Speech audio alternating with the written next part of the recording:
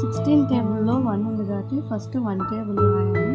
3, 4, 5, 6, 7, 8, 9 and 10. Next 6 ఉంది కాబట్టి 6 table రాయాలి.